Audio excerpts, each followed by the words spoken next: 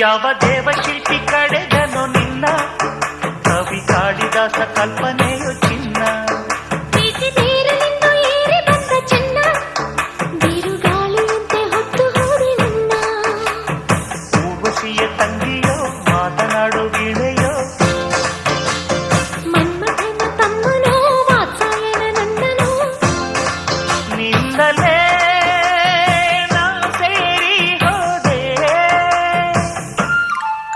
ಯಾವ ದೇವಶಿಲ್ಪಿ ಕಡೆದನು ನಿನ್ನ